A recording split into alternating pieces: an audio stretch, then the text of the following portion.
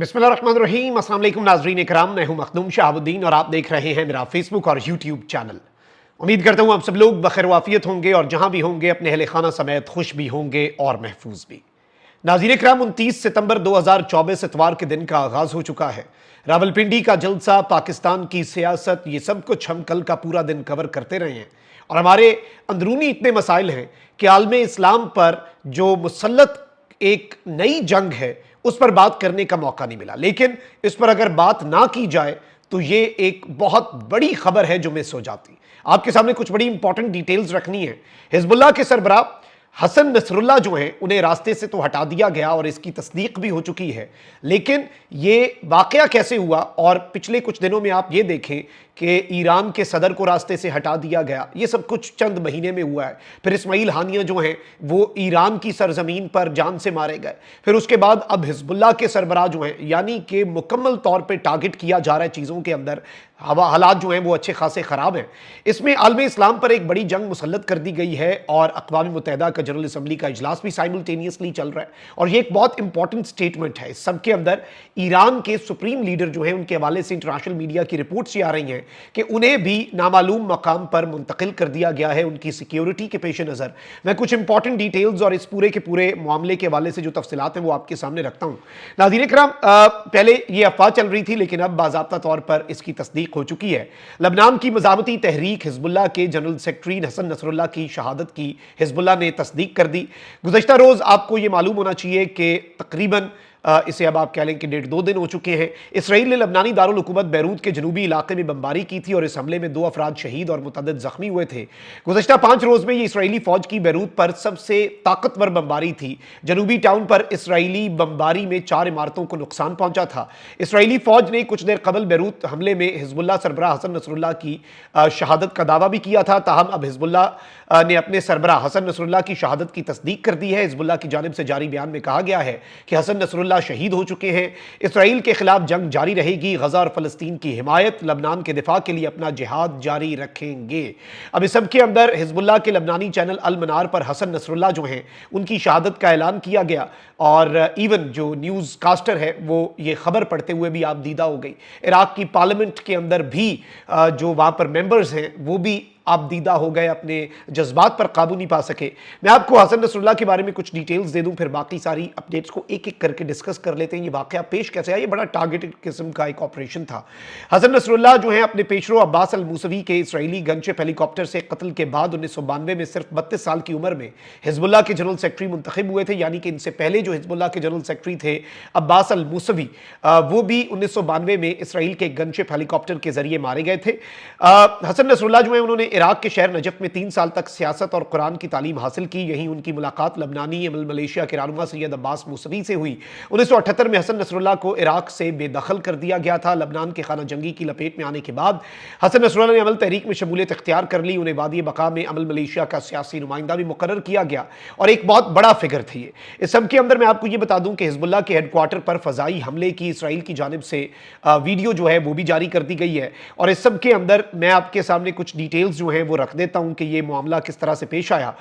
ये इतला मिल रही है कि हसन नसरुल्लाह जो हैं वो हारा तहरीक में पार्टी हेडक्वार्टर में कदम जैसे ही रखा ताकि कुछ कायदीन से उन्होंने मुलाकात करनी थी तो वो पार्टी के हेडक्वार्टर में गई। ये हेडक्वार्टर जो है ये 14 मंजिलों पर मुश्तमिल था हिजबुल्लाह का, जो जमीन के नीचे थी, यानी जेरे जमीन 14 मंजिलें जो है वो नीचे ये हेडक्वार्टर था और इस बिल्डिंग के ऊपर एक रिहायशी इमारत थी।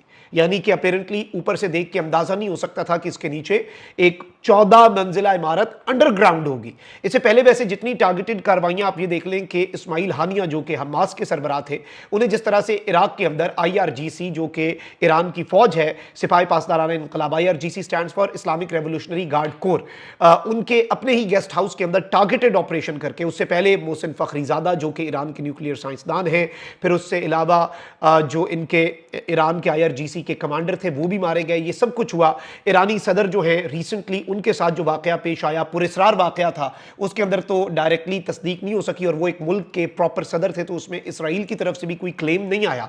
लेकिन ये सब कुछ जो हो रहा है, ये सब कुछ अगर आप कड़ियों से कड़ियां मिलाएं और इसमें ऑब्वियसली अब नेक्स्ट इन लाइन अल्लाह ना करे लेकिन जिस तरफ को ये चीजें जा रही हैं, ईरानी सुप्रीम लीडर की सिक्योरिटी जो है वो भी हाई अलर्ट हुई है, उस पर आता हूं, लेकिन अब जरा आते हैं ये वाकया कैसे पेश आया। एक खास लम्हा जिसे इसराइल ने अपने इस ऑपरेशन के अंदर सुनहरी लम्हा करार दिया, उस वक्त एक F-35 तैयारा जो है वो मिशन के लिए भेजा गया, F-35, और तैयारे ने 10 MK-84 जो बम है वो फेंके, और ये बेसिकली 10 मुख्तलिफ बम्स जो हैं वो यहाँ पे बम्स फेंके गए, और हर बम का वजन जो है वो 2000 पाउंड था।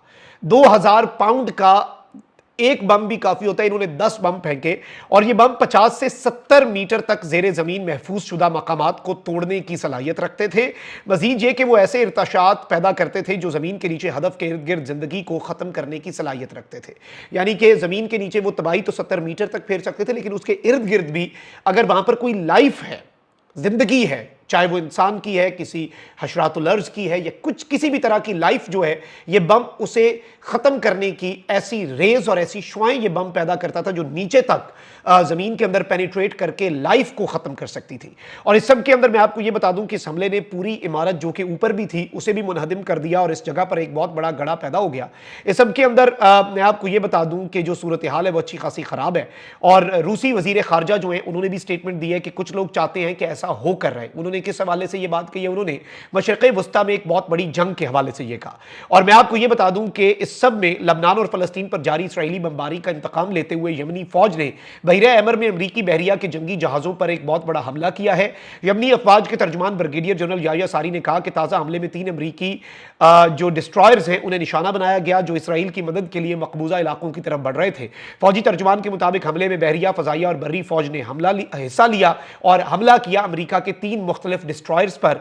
23 बैलिस्टिक और विंग्ड मिसाइल जो हैं वो दागे गए और ड्रोन से भी मदद ली गई। उन्होंने कहा कि हमले इस वक्त तक जारी रहेंगे जब तक तल अवीव गजा पर हमले बंद नहीं करता और फलस्तीनियों को इमदाद नहीं पहुंचाई जाती। इस सब के अंदर मैं आपको यह बता दूं कि दूसरी जानिब मज़ामती फोर्सेज जो है उनकी जानिब से इराक से भी मकबूजा इलाकों में एक अहम हदफ को ड्रोन से निशाना बनाया गया है। अलबत्ता इस सब में जो सूरत हाल है, वैसे ये मैं आपको बता दूं कि अभी तक इस्माइल हानिया वाला मामला ईरान ने अपना बदला नहीं लिया, और 3 दिन पहले की ये अपडेट है कि जो ईरान है उसने अपने हथियार जो हैं उनकी नमूदो नुमाइश की, मुख्तलिफ शाहराहों पर फौजी साजो सामान सजाया और इसराइल को खबरदार किया कि ईरान हमास के रहनुमा इस्माइल हानिया की शहादत के बाद जवाबी कार्रवाई के लिए मुकम्मल तौर पर तैयार है।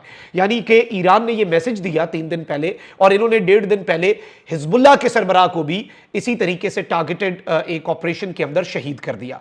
अब मैं आपको यह बता दूं कि इस वक्त सूरत हाल यह है कि इसराइली वजीर आजम नेतन्याहू जो है उन्होंने अमरीकी इत्तेहादी और अरब ममालिक जो हैं उनका लबनान जंग बंदी का मुतालबा मानने से साफ इनकार करते हुए कहा है कि लबनान पर हमले जारी रहेंगे, हिजबुल्लाह को पूरी कुव्वत से निशाना बनाते रहेंगे, जंग बंदी नहीं करेंगे।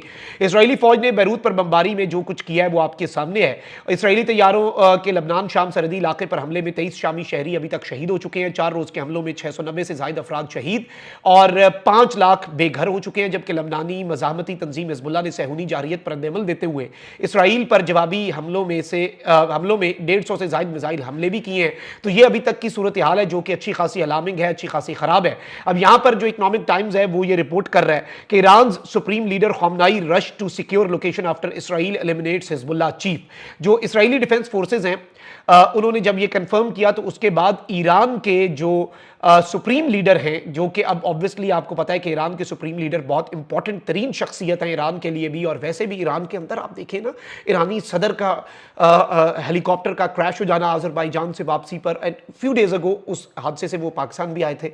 फिर उसके बाद इस्माइल हानिया, फिर उसके बाद हिजबुल्लाह के सरबराह, टॉप ईरान, हमास और हिजबुल्लाह तीनों के जो टॉप लोग थे उन्हें एलिमिनेट किया गया। लेकिन ऑब्वियसली ईरान का स्ट्रक्चर यूं है कि सुप्रीम लीडर, लेकिन इसमें इंपॉर्टेंट चीज यह है कि सुप्रीम लीडर इंटरनेशनल दौरे वगैरह नहीं करते, वो बहुत सिक्योर रहते हैं और उनकी कोई इतनी ज्यादा वो उस तरह से इंगेजमेंट्स नहीं होती, तो इसलिए उन्हें शायद टारगेट करना इसराइल के लिए इतना आसान नहीं था।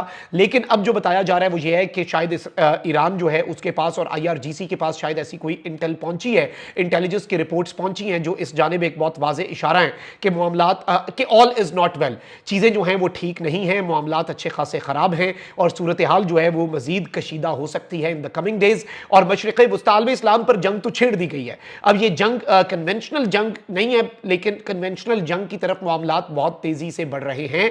इसराइल ने जंग बंदी के हवाले से मुकम्मल तौर पर अमरीका, अरब ममालिक और इत्तेहादी ममालिक जो हैं, वेस्टर्न ममालिक हैं, उनके मुतालबात को भी रद्द कर दिया। उनका हमने अब जो करना है करना है, आप लोग हमारे साथ नहीं हैं तो अलग बात है, हमने जो करना है वो करके रहेंगे, जिससे आप ये समझ जाएं। और वहीं दूसरी जानिब हिजबुल्लाह अपना बदला लेगा, ईरान जो है वो अपना बदला, और तमाम तर चीज़ें हो रही हैं। वैसे मैं आपको अपडेट ये दे दूं कि हसन नसरुल्लाह की शहादत पर हिजबुल्लाह के सीनियर रहनुमा नईम कासिम जो हैं उन्हें अबूरी रहनुमा जो है वो लगा दिया गया है, और नईम कासिम जो है वो नए सरबराह के इंतखाब तक हिजबुल्लाह के मामलात संभालेंगे।